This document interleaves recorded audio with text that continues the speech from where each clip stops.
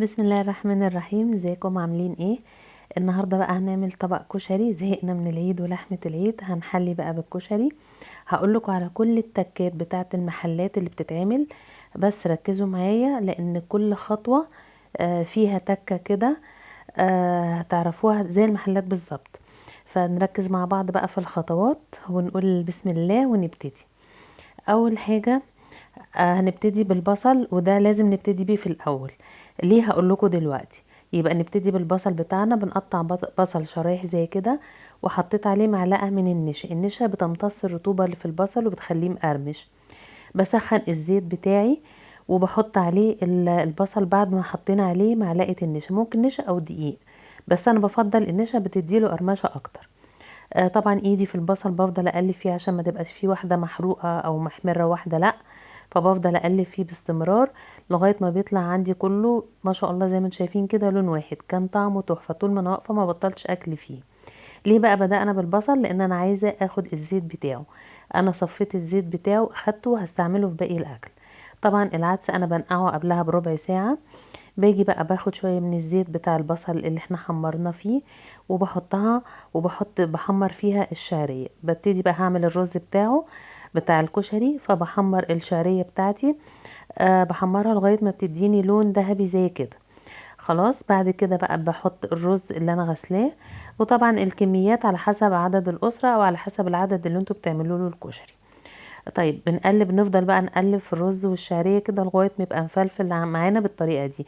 هو كده مش مستوي، هو لسه متحمر بس وني. بعد كده باخد بقى شويه زيت تاني من زيت البصل وبحطه، بحط عليه بصله متقطعه. البصله بفضل اقلب فيها، بصله متقطعه مكعبات زي ما انتم شايفين كده، بفضل اقلب فيها لغايه ما يبقى لونها احمر زي رز السمك. عارفين الرز بتاع البصله بتاع رز السمك بيبقى زي لونها كده. وباخد العدس اللي انا كنت نقعاه وصفيته بعد ربع ساعه، وببتدي بقى اقلبه مع البصله بتاعتي. وبعد كده بحط له بقى ميه، تكون ميه مغليه. الميه بتبقى ازيد من العدس، اعلى من العدس بشويه كتير، لان احنا هنرجع نحط فيه الرز دلوقتي. بحطه على النار لغايه ما بيغلي وبيستوي ربع سوا. يدوب ادوق العدسايه احس ان هي هتاخد سوا الرز.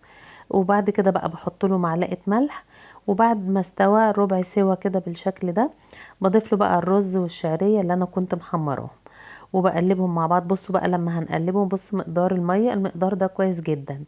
لو حسيتوا ان هو اكتر من كده ممكن تقللوا شويه، تاخدوا منه شويه ميه اقل. الميه يبقى تزودوها، يعني انتوا، انا عايزه المقدار زي كده بالظبط. وبحط له معلقه كمون وبوطي بقى عليه لغايه ما يستوي خالص على نار هاديه قوي، وبيطلع زي ما انتم شايفين ما شاء الله مفلفل بالشكل ده. ده كده بالنسبه للرز والعدس بتاع الكشري. خلاص بنهويها بقى، ما بنغطيش الحله، بنهويها شويه وبنسيبها على جنب. باخد برضو شويه زيت تاني من زيت البصل، وهبتدي اعمل الصلصه بتاعتي. واهم حاجه في الكشري هي الصلصه بتاعته. خدوا بالكم هقول لكم على تكات في الصلصه بتاعت الكشري. بقلب البصل بتاعي لغاية ما بيبقى لونه يعني مصفر كده شوية، وبعدين بضيف له معلقة من التوم اللي انا كنت دقيت توم مع فلفل اخضر. فبضيف معلقة للبصل وبرجع احطه على النار تاني لغاية ما يديني لون ذهبي. انا مش عايزاه احمر قوي ولا ابيض قوي، يعني لون ذهبي زي كده بالظبط. خلاص خدوا بالكم بقى من تكة الصلصة، لان دي اهم حاجة في الكشري، الصلصة بتاعته. باجي بقى بعد ما يبقى لونه ذهبي كده بحط عليها معلقة من الخل، كأني بعمل طشة الفتة. بقلب بقى الخل لغاية ما يتبخر كده، ما يبقاش فيه بقى خل كتير في الحلة. وبعد كده بضيف له معلقة من الصلصة. بفضل اقلب الصلصة بتاعتي مع البصل على النار لغاية ما الصلصة كده، ده شكلها لغاية ما الصلصة احس ان هي نشفت. الصلصة لازم نقلبها على النار كتير، علشان لو فيها مواد حافظة بتطير وما بيبقاش طعمها فيه مزازة كده. انا هنا ضفت نص معلقة سكر، ودي مهمة جدا. بفضل بقى اقلب لغاية ما الصلصة بتاعتي تبقى تنشف كده بالشكل ده. كل دي تكات خدوا بالكم. بعد كده بقى بضيف عصير الطماطم، وبحط بقى للصلصة، احط لها بقى ملح وكمون وكزبرة وفلفل اسود، وشويه شطه لو انتوا عايزين. كده الصلصه خلاص خلصت. طيب بالنسبه للمكرونه، في المحلات بيستخدموا المكرونه الاسباجيتي اللي هي التخينه، اللي هي النودلز دي. بصوا حتى الفرق بين الاسباجيتي الرفيعه والاسباجيتي التخينه، هما في محلات الكشري بيستخدموها. باخد بقى شويه من المكرونه برضو على حسب العدد، وبقطعها صغير كده وبحطها تتسلق هي الاول، لانها بتاخد وقت شويه عن المكرونه التانية. وبعد كده بقى بضيف لها اي نوع تاني انا عايزاه. يعني بسلق النودلز او السباكيتي دي الاول، بعد كده بضيف لها اي نوع تاني. برضو خدوا بالكم من التكه دي.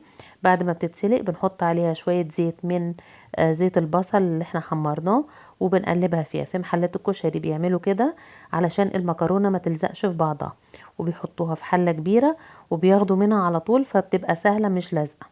طيب بعد كده بقى هنعمل دقة الخل. باخد معلقة توم مدقوقة مع الفلفل، وبحط لها نص كوباية مية، وبحط كمان نص كوباية خل، يعني المية قد الخل، وبقلبهم مع بعض. وبحط لها بقى كمون، وبحط كزبرة، يعني بحط لها كمون وكزبرة وشوية ملح صغيرين. دي كده دقة الخل. بحطها على النار تغلي غلوتين، شوية ملح صغيرين، وبحطها على النار تغلي كده غلوتين بس مش اكتر. وبعد كده ده بتبقى شكلها كده. بعد ما انزلها من على النار، باخد نص ليمونة واعصرها عليها وبركنها على جنب. يبقى كده عملنا دقة الخل. طيب بعد ده كده شكلها. طيب بعد كده بقى هنعمل شطة الزيت. انا بعمل كمية كبيرة لان انا بحب شطة الزيت دي تبقى عندي، حتى بستخدمها في الطبيخ العادي، بيبقى بتدي طعم حلو قوي لو انتوا بتحبوا الاكل يعني فيه سنة شطة كده. بسخن الزيت قوي وبحط عليه الشطة، وبفضل اقلبها كده لغاية ما تستوي جوه الزيت. بس طبعا خلي بالنا لانها بتعمل ريحة جامدة قوي، وبتقعدوا تعطسوا كده وتكحوا شوية يعني. بس خلاص كده عملنا شطة الزيت. باخد بقى المكرونة. بصوا المكرونة مفلفلة ازاي، عشان انا حطيت عليها زيت. وبحط طبعا على حسب بقى بتحبوا مكرونة اكتر ولا رز. وبعد كده بحط طبقة من المكرونة وطبقة من الرز، ورز برضو ما شاء الله مفلفل زي ما انتم شايفين. وبعد كده بقى ببتدي احط بقى الاضافات دي. الصلصة بتاعتي بعد ما اتسبكت بحط برضو على حسب الرغبة. بعد الصلصة انا كنت طبعا عاملة حمص، نقع حمص من بالليل وسلقته. طبعا دي سهلة مش محتاجة ان انا اوريها لكم. بحط بقى شوية على الكشري بتاعنا، وبعد كده بحط البصل اللي هو في محلات الكشري بيسموه الورد. ده كده خلاص طبق الكشري بتاعنا. عايزه اقول لكم طبق تحفه بجد، لو جربتوه مش هتفرقوه عن بتاع المحلات، يمكن احلى كمان عشان مخدوم في البيت. دي بقى كل الحاجات الملحقات بتاعه الكشري: الشطه والحمص والبصل والخل والصلصه. ده كده طبقنا النهارده. يا رب يكون عجبكم، ومتنسوش بقى الاشتراك في القناه عشان يوصل لكم كل جديد، واشوفكم على خير ان شاء الله.